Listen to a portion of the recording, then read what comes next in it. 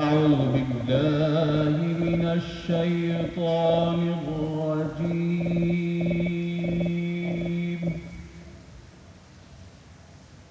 بسم الله الرحمن الرحيم.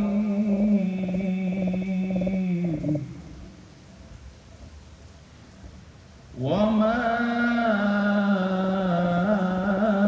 أرسلنا من رسول إلا ليطاع بإذن الله.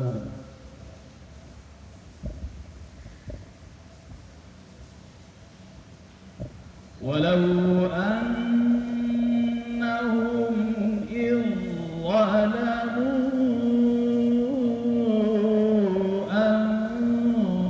أنفسهم جاءوك فاستغفروا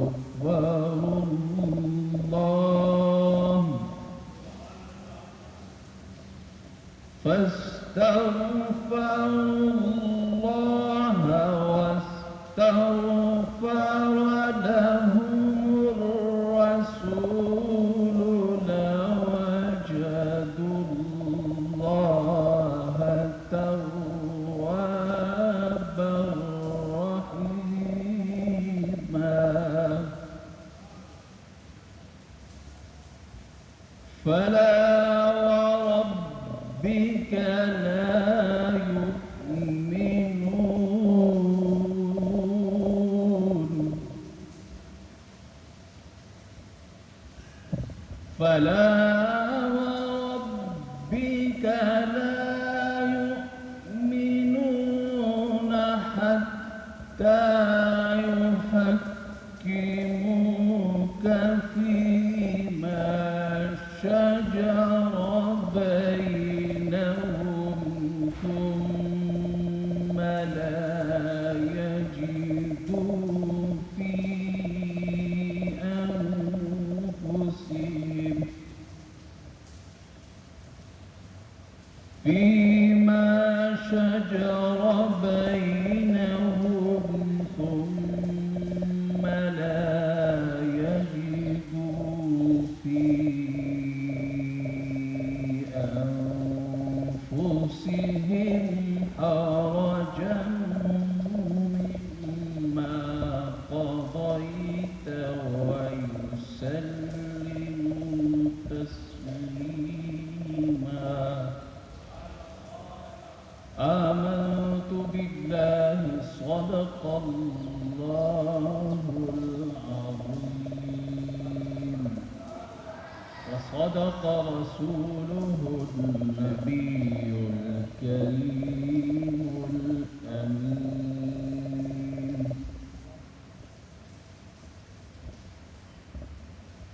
اللہ تبارک و تعالیٰ کی دی ہوئی توفیق سے چند آیات سورہ نساء کے پڑھنے کا شرف حاصل ہوا. اللہ تبارک و تعالیٰ نے ارشاد فرمایا وَمَا أَرْسَلْنَا مِن رَّسُولٍ إِلَّا لِيُطَاعَ بِإِذْنِ اللَّهِ، کہ ہم نے کوئی ایک رسول ایسا نہ بھیجا مگر اللہ کے حکم سے اس کی اطاعت کی جائے. یعنی جتنے انبیاء کرام اللہ تبارک و تعالیٰ نے اس روئے زمین پر بھیجے ان سب کی اطاعت واجب ہے. وَلَوْ أَنَّهُمْ إِذْ ظَلَمُوا أَنفُسَهُمْ جَاءُوكَ فَاسْتَغْفَرُوا اللَّهَ وَاسْتَغْفَرَ لَهُمُ الرَّسُولُ لَوَجَدُوا اللَّهَ تَوَّابًا رَحِيمًا. اگر وہ اپنی جانوں پر ظلم کر بیٹھے یعنی آپ کی امت فاستغفر اللہ، تو اللہ تبارک و تعالیٰ سے اللہ تبارک و تعالیٰ کی بارگاہ میں معافی چاہے. واستغفر لهم الرسول، اور رسول ان کی شفاعت کرے. لوجدوا اللہ توابا رحیما، تو یقیناً اللہ تبارک و تعالیٰ کو آپ توبہ قبول کرنے والا، رحم کرنے والا پائیں گے. فلا وربك لا يؤمنون حتى يحكموك فيما شجر بينهم ثم لا يجدوا في أنفسهم. اے محبوب، تمہارے رب کی قسم وہ مسلمان نہیں ہوں گے حتی یحکموک فیما شجر بینہم، کہ آپس کے جھگڑے میں تمہیں حاکم نہ بنا لیں، ثم لا یجدوا فی انفسہم حرجا مما قضیت، پھر وہ اپنے دلوں میں کوئی رکاوٹ نہ پائے، مما قضیت، جو فیصلہ آپ نے دیا، ویسلموا تسلیما، اور دل و جان سے اس فیصلے کو قبول کریں۔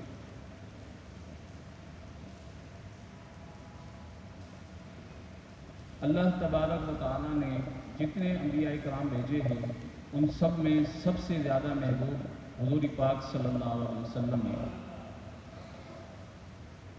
اور جتنے انبیاء کرام ہیں وہ سب اپنی امتوں کی شفاعت کریں گے، لیکن حضور پاک صلی اللہ علیہ وسلم کی شفاعت کا انداز بہت ہی نرالا اور جداگانہ ہے۔ حضور پاک صلی اللہ علیہ وسلم کی ظاہری حیات کے بعد ایک بندہ قبر انور پہ حاضر ہوا اور زاروں کتاب رونے لگا اور کہا کہ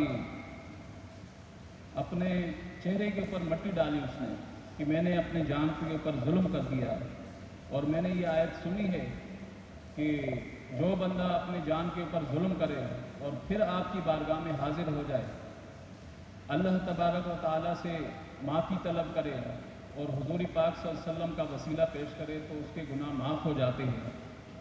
تو قبر انور سے آواز آئی کہ جاؤ تمہیں بخشا گیا، آپ کی بخشش کر دی گئی۔ تو اس کا مطلب یہ ہے کہ حضور پاک صلی اللہ علیہ وسلم اس دنیا فانی میں جانے کے بعد بھی اسی طرح شفاعت کرتے ہیں جیسے کہ دنیا میں کرتے تھے۔ فلا وربک لا یؤمنون حتی یحکموک فیما شجر بینہم، تو تمہارے رب کی قسم وہ مسلمان نہیں ہوں گے یہاں تک کہ وہ تمہارے فیصلے کے قبول نہ کریں۔ ایک یہودی اور مسلمان کے اندر جو ہے درمیان جھگڑا ہو گیا، اور مسلمان چونکہ منافق تھا تو وہ یہ چاہتا تھا کہ کعب بن اشرف جو یہودیوں کا سربراہ تھا اس کے پاس فیصلہ لے کے جانا چاہتا تھا، اور کعب بن اشرف کے بارے میں یہ مشہور تھا کہ وہ رشوت لے کے فیصلہ کرتا تھا۔ تو یہودی نے کہا کہ نہیں، تمہارے نبی پاک صلی اللہ علیہ وسلم کے پاس جائیں گے، جو فیصلہ حضور پاک صلی اللہ علیہ وسلم کریں گے مجھے وہ قبول ہوگا، ہم سب کو وہ فیصلہ قبول ہوگا۔ تو نہ کرتے ہوئے اس کو حضور پاک صلی اللہ علیہ وسلم کی بارگاہ میں لے گئے،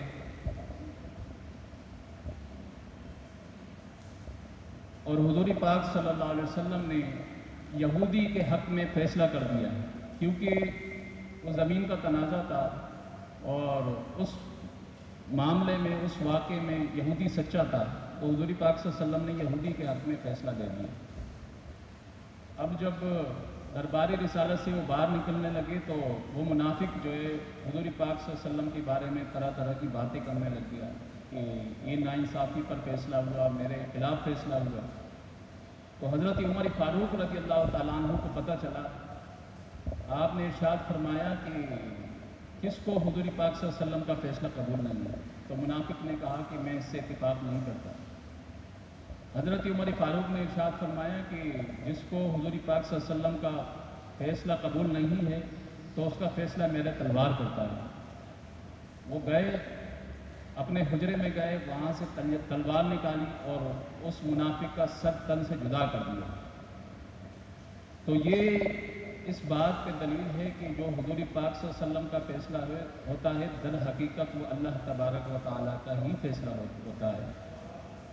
اور یہ آخری آیت جو ہے اس کے اندر بہت ہی زبردست قسم کی بات ہے کہ ہم قرآن پاک پڑھتے ہیں، ہر نماز میں پڑھتے ہیں، اہدنا الصراط المستقیم، کہ اللہ ہمیں سیدھی راہ دکھا، ہمیں سیدھے راستے پہ چلاتا ہے۔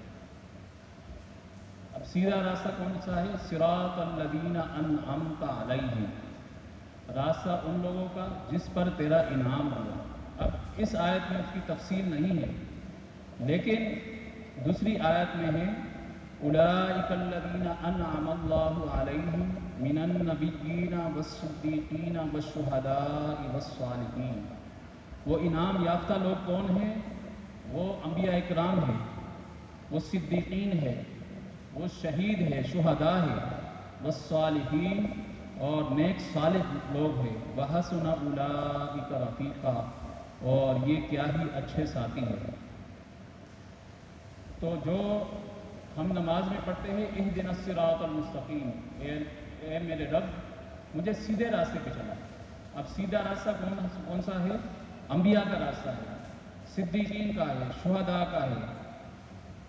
تو جب حضرت امام حسین مدینہ منورہ سے کوفیوں کے کہنے پر آپ کوفہ کی طرف روانہ ہوئے، تو بہت سارے صحابہ اکرام نے کہا کہ کوفی جو ہے نا وہ لا یوفی، وہ وفا نہیں کرتے، ان کے اندر وفا نہیں ہے، یہ جھوٹے خط ہے، یہ یزید سے ڈر جائیں گے۔